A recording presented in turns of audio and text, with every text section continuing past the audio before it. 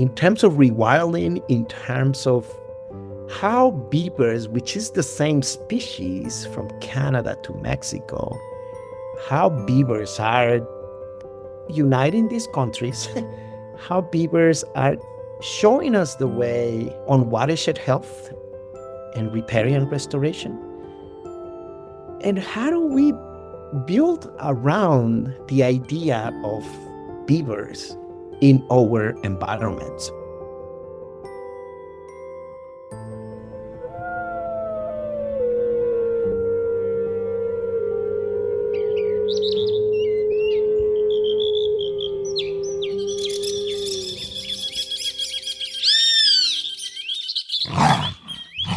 You're listening to the Rewilding Earth podcast.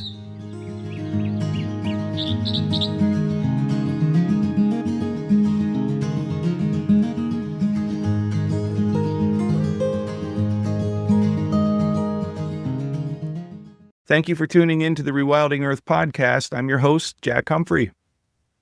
Joaquin Murrieta-Saldivar specializes in building resilience in diverse communities by enhancing the connections between people, culture, and natural resources. He brings vast experience on the multicultural border region between the U.S. and Mexico, where he's implemented community-based approaches to watershed management, river restoration, conservation of native people, and best practices for the ranching community. His past work has been with the Sonoran Institute and as a consultant for National Geographic Society and other organizations. Joaquin is a graduate of the University of Arizona with an MS in Natural Resources and Agricultural Economics and a PhD in Renewable Natural Resources Studies. I'm fascinated by all the different ways people around the world are doing conservation, working on rewilding projects to reconnect big, open, wild cores of habitat, but also in urban areas, which are a very important puzzle piece in making the world wilder. I met Joaquin at BeaverCon last fall. During his entire presentation, he wore a beaver mask, and through a combination of humor and undeniable energy around wild and urban rewilding projects, had the packed house leaning in, laughing and learning. Joaquin, welcome to the Rewilding Earth podcast. Yeah, very nice to be here, and thank you for the invitation. So we met at BeaverCon. That was my first BeaverCon. Was that your first one, or are you an alumni? No, that was the first BeaverCon, and it was a fantastic interaction with all kinds of enthusiastic beaver people, as I call them, human beavers. And so that was a very nice, inspiring gathering of people.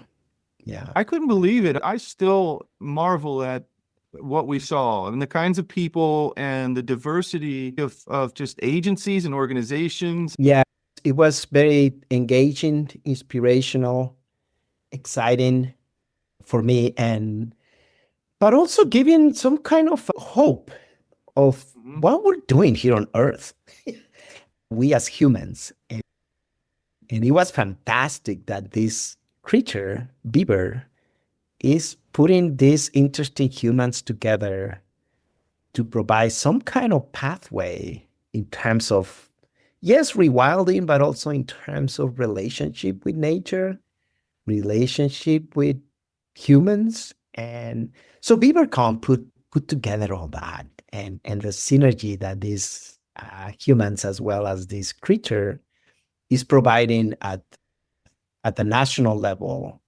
And we talk a little bit about the international level. There were people from the UK in this BeaverCon, and I represented a little bit the Mexico side of beavers. And I don't know if there were some Canadian people in this BeaverCon. I think we even had a Viking. I didn't get to meet that guy, but you remember the really big guy that looked with the beard and everything else, and he had a thick accent? I'm like, I wish I would have gotten to talk to him more. I'm like, where are all these people coming from? This is amazing. The Viking beaver. And then the other thing I did, because of the quality of people that was there, I think and that's how I captured attention, is wearing this beaver mask. And I never done that. And I'm just going to wear it. But there was this guy too. He put us to sing. He wrote a poem. His Colin Thorne, I think. I don't know if you were there, but the whole Beaver conference, he was singing a poem that he wrote, and it was about the different landscapes that we deal with. He was talking about the cultural landscape, the beaverscape, the urbanscape, the nativescape. It just, wow, that's very interesting. All these interactions of landscapes and what it means for nature and what it means for humans to interact in those landscapes. I thought that was pretty neat too. And as well as some of the native peoples that I think Diné relating landscapes in terms of bison as well as beavers and the interaction of that wildlife and the interaction of human relationships with wildlife. So anyway, it was a great event. It was my first time. Now I'm talking with the Beaver Institute to how do we elevate this in North America, where we are, from Canada all the way to Mexico. And in terms of rewilding, in terms of how beavers, which is the same species from Canada to Mexico, how beavers are uniting these countries, how beavers are showing us the way on watershed health and riparian restoration. And how do we build around the idea of beavers in our environments? Because I hear a lot of complaints of humans in built environments of the mischievous beaver and that they create flooding, that they flood my backyard, that they did this. And that's a good thing. How do we live like that? How do we coexist? That was the word we were using at that conference. And because it's always captured my attention that we need to relocate beavers, that we need to put beavers somewhere else, because they're doing what they do. They're creating dams, and we don't like that. We need to remove them. We need to, wait a minute, that's part of the process of water cycles, of nature cycles. And so how do we live around that? I don't think we are capable yet of living with beavers and talking about rewilding. How do we interact in urban built environments and nature and beavers? I'm fascinated with that concept of, can we have natural cities? Can we have wild cities? Can we interact with urban wildlife or urban wildlife habitats? And because nature belongs also in urban built environments. So how do we welcome that? And what type of built environments with natural world within and around it can we interact with? I checked out your Instagram, some work with the watershed. I think it was Tucson, but with drainage and with water capture. And that, I think, went back quite a ways. That might have been around 2020 that video was out. But I was catching up to your history and finding out what makes you tick. I was just wondering if you want to expand on the kind of work that you've really been proud of to do. Yeah, no, it's very interesting because my pathway in conservation and working with nature, it's always been outside built or urban environments. I needed to go to wilderness to protect things, to conserve things. I need to go to a public land. I need to go to a park. I need to go to other countries. And I've been doing that for over 20 years or something like that, and concentrating a lot on river restoration here in the Southwest US, as well as Northwest Mexico and other countries. But it captured my attention the last 12 years or so, that I always needed to get out of the city. Why do I always need to get out to protect, to conserve? Can I do anything in the city? Or what is the role of the city in nature? what is the role of nature in the city urban environments that we humans love? We love the urban environment. We love pavement, we love concrete, we love rooftops, we love hospitals, universities, movies, malls, and bicycles and cars and things like that, which is great. Okay, what is the role of nature in the human built environment? So that's starting to capture my attention a lot. And it comes down to whatever we build, it conflicts with nature and it conflicts with the water cycle of nature. Like here in Tucson, for example, we build homes and cities and things like that, and we're not infiltrating water to our aquifer. Actually, we're taking water away from the city to the point that the aquifer water is around 250 feet below the surface in downtown Tucson. Is that the way to live? I start asking myself that. And that's the reason rivers are also dry, because the water table is way below us. And in order for a river to flow, it needs to be between 0 to 30 feet, the water table. So that's when the river comes into the surface. And I'd like to have a river in my city, which is Tucson. Can we do that? Can we have a river flowing again? And it turns out that the science is telling us, yes, we can do that. But we need to do these things. To conserve water, we need to infiltrate water, we need to guide the stormwater to rainwater harvesting basins, for example. We call that rain gardens. And so we've been building all kinds of rain gardens or greenstone infrastructure here in Tucson, along the borderlands of US and Mexico, with that thinking of infiltrating water and in that process, creating urban wildlife habitat.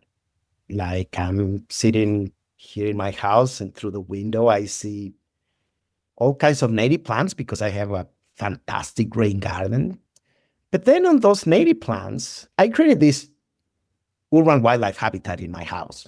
It's all kinds of butterflies, all kinds of birds, all kinds of reptiles. Sometimes the occasional jabalina shows up, coyotes, rabbits, and they eat some of that, my plants.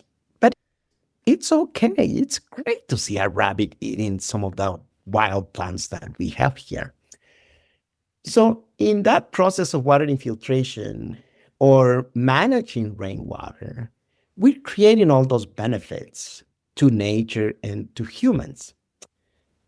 It's very interesting to see, too, that there is a lot of research being done that the closer the human person, the human being, the closer it is to nature, the better off we are.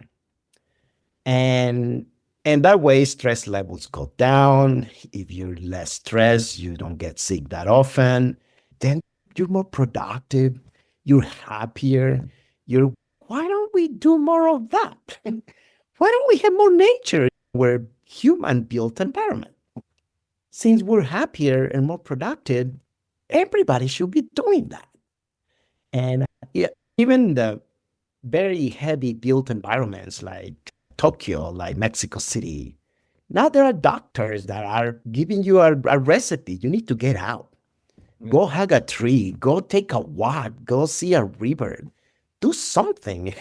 I call that the DDN, the daily dose of nature that humans need in order to be happy. Since we love the urban environment and I want to be happy, well, I'm going to bring nature back to my house or nature back to the city. And how I do that? It turns out that water is helping me a lot to do that. And if it is rainwater, even better. Coming back to beavers, this conversation has started. There is several of us doing this. It's not just myself, because I never work alone. And several nonprofits, now we created some government programs for water harvesting here in Tucson and elsewhere. But at the end, we call it, we are beavering. We're beavering in the urban environment. Beavers used to be here maybe 120, 130 years ago in the vicinity of Tucson. But what beavers do, and that's what we're doing with water harvesting, is three things. They diminish the speed of water. They create dams. And they spread that water and they infiltrate that water. And in that process, it's a lot of benefit that happen to the ecosystem life and to the ecosystem services. Because if you have water, suddenly you're going to have more fish, or suddenly you're going to have bats that come at night and drink that water, or suddenly you're going to have more riparian trees. And so you're creating this fantastic habitat for other species thanks to the beavers that has diminished the speed of water, spread that water, and infiltrate that water. And from beavers, we're learning that. Can we do that in the city?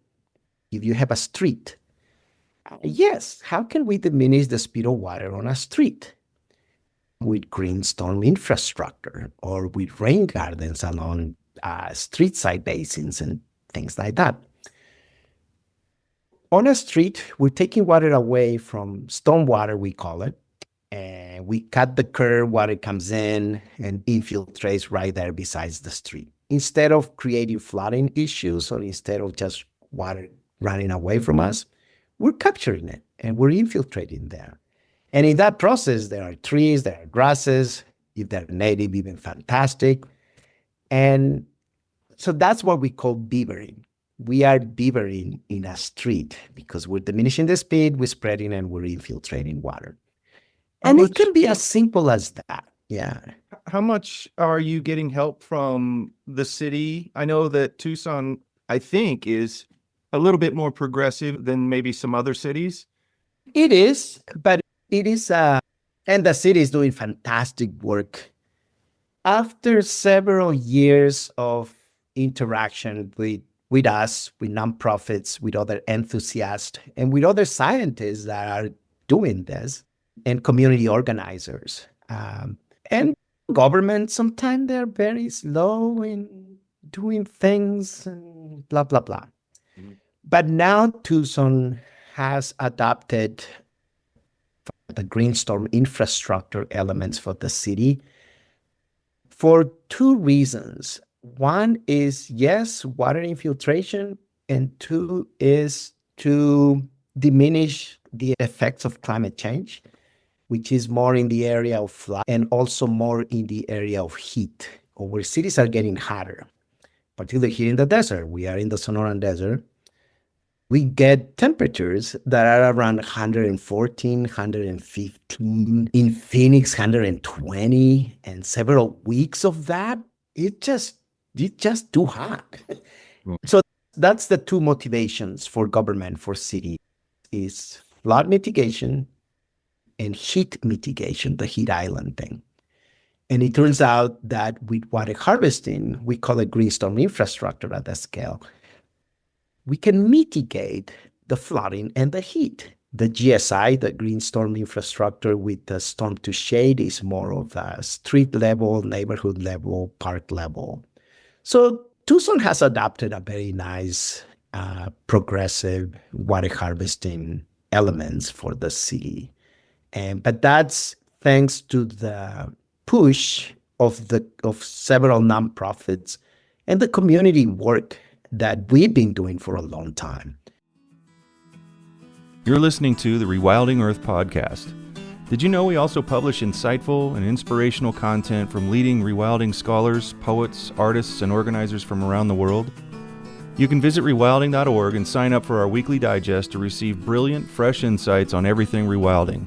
You'll find over a decade of articles and news from the front lines of wildlands protection and all kinds of restoration efforts. Check us out at rewilding.org, and don't forget to share it with friends. So we have different forms of beavering. We have original beavering done by beavers and human beavering. What about the stuff when you get out of the city? Oh my God, all kinds of things. That we're doing a lot of beavering with the ranching community of Arizona and Sonora, for example. And when I say beavering, it's mainly to do that thing.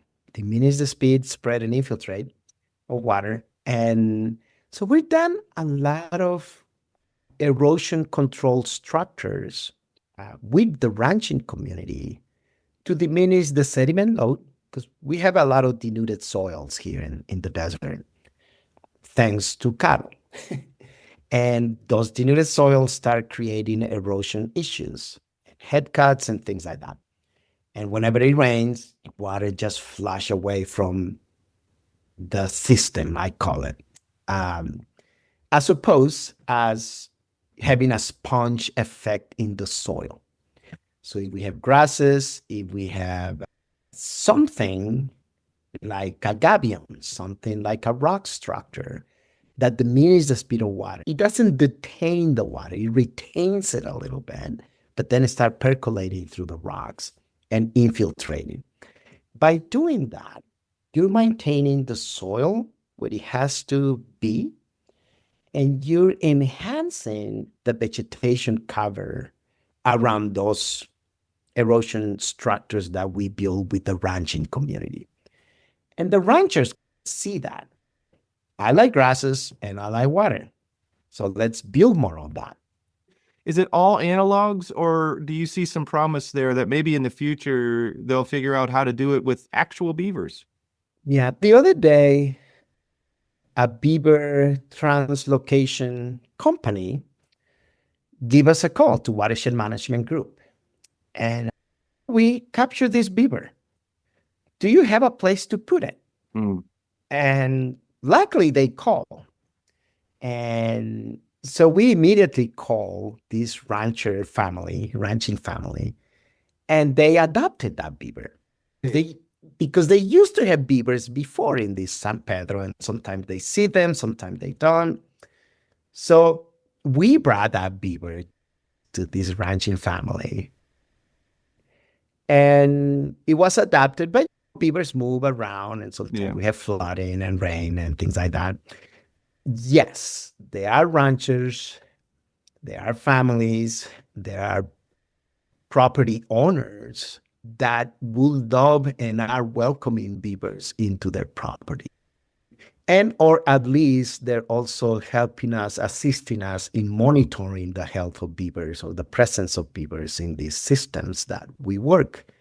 Yes, we build analogs, the BDAs, the famous BDAs, but also the beavers build their own. And it's been 2 examples of that with 2 ranching families that have adopted, and they're always wondering of reintroduction of beavers in their properties. The concern is that other ranchers might like that because beavers move, and that's a fantastic thing they do. And so that's a lot of the education we're also doing on both sides of the border here in Arizona and Sonora, Mexico. Have you done enough work or seen enough work that you can present to them? Look what your neighbor did. Look at that. It's an oasis. Yeah. And that's the importance of the human beavering we're doing. Erosion control things, the water percolation, they started to see more humidity. They're starting to see more productivity of their landscape. And I want to do more of that. So all the ranchers are wondering that. But we didn't start that work with the ranching community because of beavers. We started that dialogue because of the sponge effect of vegetation cover and sediment loads, but that also assists in the percolation of water towards the rivers where the beavers exist. Have you or know of any studies that have actually risen the water table in any instance? I think that would be very difficult to do in the Southwest, but boy, would it be incredible to be able to brag about. Yeah. And coming back to the city of Tucson, here in Arizona, we have the the Central Arizona Project. It's a big channel, concrete channel that brings water from the Colorado River. It's 360 miles uphill. So that way Phoenix has water or more water, and Tucson has some water as well. So what Tucson is doing is actually, and it has some infiltration chambers on the west side of the city, and they're infiltrating most of that water to the aquifer.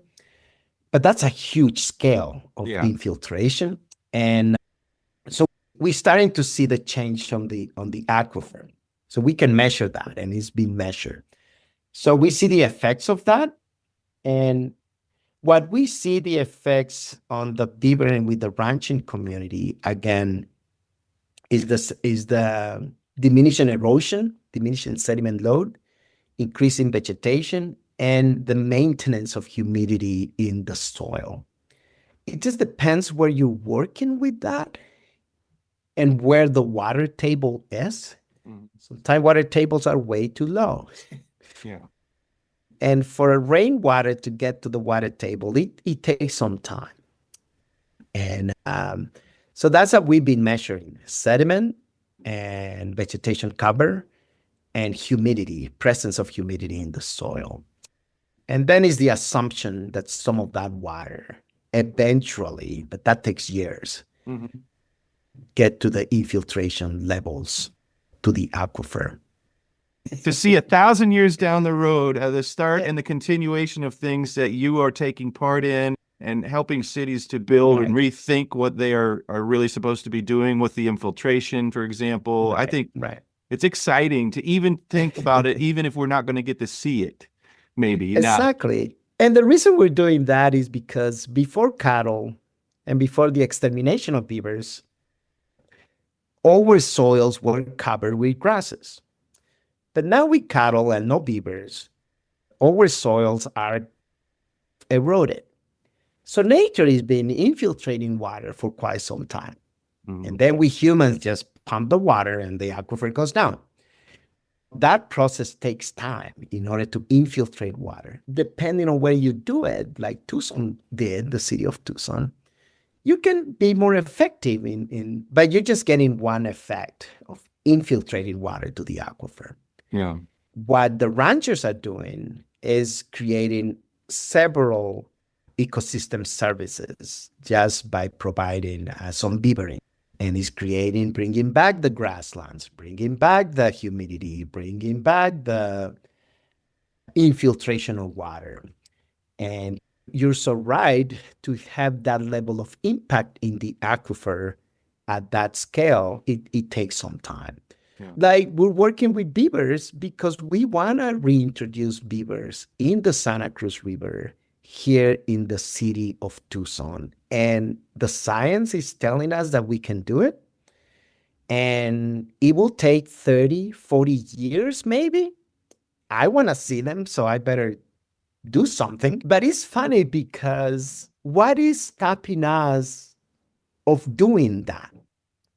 And it's two things. And I'm sorry, but I'm going to blame government because of policies and human attitudes. What I say also is, what happened with the river here in Tucson? Where did the river go? It used to be flowing. So what happened? And then a little kid the other day told me, I work a lot with schools, told me, so what happened? I asked him. Us happened, he said. He said, whoa, you're so right. Us happened. And in that process, the river turns out that is in the houses of all Tucsonians. The river is in the mining industry. The river is in the pistachio farms that we have. The river is in the farming areas that we used to have. And okay, you start wondering, can we have less river in the house or less river in the industry and more river in the river?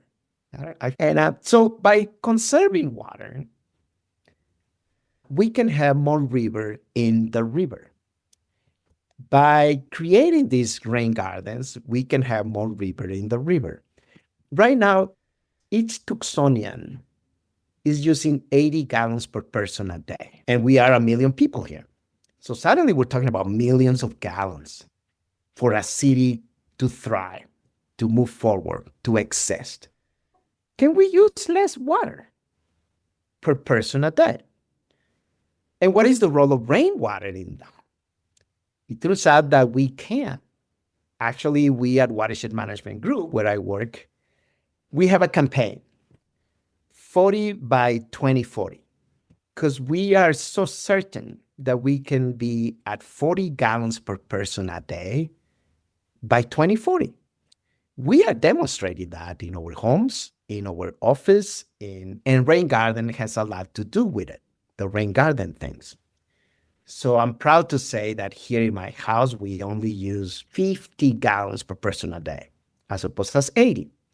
Because it turns out that all the water in Tucson that we use, 30 to 40% of residential use of drinking water, it goes to irrigate plants that do not belong to the Sonoran Desert. And just by creating rain gardens with native plants, we can save 40% of water. And that's a huge savings. And now we're calling about decolonizing our landscape. And it's a lot in that word. It's a huge word, decolonization of things. What that means, coming back to bison. Why do we have cows here and no bison? That's why I love that conversation with the Navajo Diné people at BeaverCon. They were correlating bisons and beavers. And that's part of that decolonization of things. Do cows belong here? Is that the only way to do ranching? Just with cows? Can we do range management with buffalo? I'm pretty sure we can. Mm-hmm. So those type of decolonization things.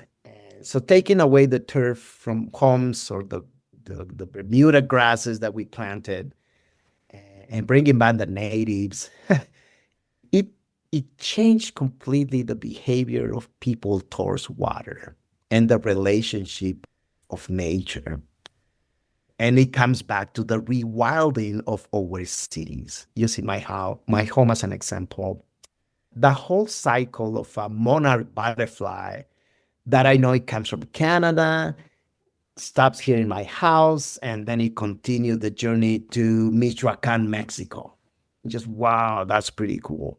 And that happened right in front of my house because I have a rain garden with native plants, which is covered with milkweeds and things like that the butterflies love. And it turns out that Arizona has 14 species of milkweeds. Can we have milkweed gardens in our cities? Of course we can. And we don't need to water them because they're native, because they've been here forever.